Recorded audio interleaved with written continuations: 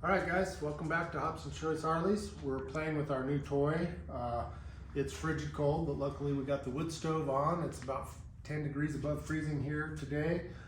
We ended our last video talking about the lathe. So we went up to Colorado Springs last Sunday and we bought this South Bend 9-inch swing lathe.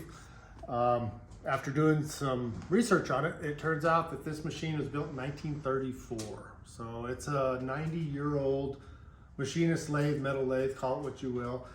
It actually, everything works. So we'll just give you a little brief rundown. The belt was stretched and snapped, so I made a new belt.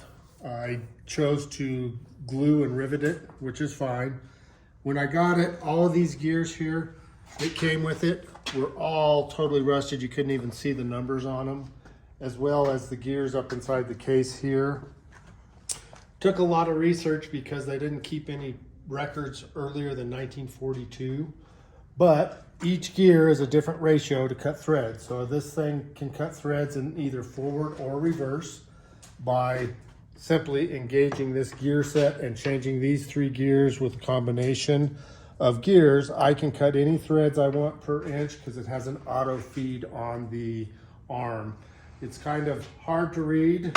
I'm going to clean this up, but here's all your conversion charts. So this tells you if you want that size, any of those 8 threads or those 12 threads or those 12 threads. This is your gear combination with the gears we talked about below and the gears inside here. Okay, so what we've done is we've cleaned everything up. I've de-rusted everything, got everything working. I'm actually just using it manual, left, right, forward, advance, retard. I do have the alignment chuck. As you can see here, I've got a little spacer in here. Just playing. So that's a cast iron spacer. I went ahead and cut that down. And if I put the right gear, I do have the gear that go in here that I can actually even cut left-handed threads, which are pretty rare, but there's some applications. All the tools came with it. It's hard to see under here, but I've got another chuck.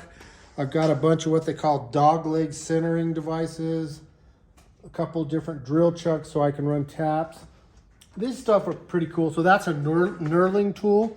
You put that up in your headstock, and when it goes through, it actually puts the knurled grooves in it, like you would see right there. That knurling, that's achieved with this tool on this machine. So that's going to be a fun experiment. So I've got the cutoff tool, I've got a right hand, I've got a left hand, I've got a threading tool, just loads and loads of stuff. Over here in this box I still haven't gone through is all the different cutting heads I've got. So you name it, there's a bunch of different applications here for all different stuff. So little by little, I'm experimenting. I've never had a lathe for metal. I've had a wood lathe in the past. So this is a lot of fun. I do have my calipers behind me so I can start adjusting and checking everything. We'll get to the seafoam and chrome bike when we get over there. I bought a tank for it, and inside the tank, all things considered, this came inside the tank, which is kind of funky. So this gives me my drill tap to drill size. So depending on what size of tap I need, it tells me exactly what size drill bit. So you drill first and then tap.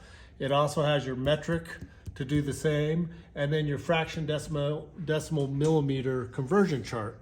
So that's amazing to have that, and I wanted it right here by the lathe because I'll be using a lot of this fraction to decimal stuff as well as the drill bit and tap side when I'm drilling and tapping different things on this lathe. So 90 years old, cool toy, we're having fun with it. One of those things you don't use but occasionally, but when you need it, you need it. And we're going to go on from there. We're going to go over to Seafoam Chrome now and kind of show you where we're at on that. And we appreciate you watching.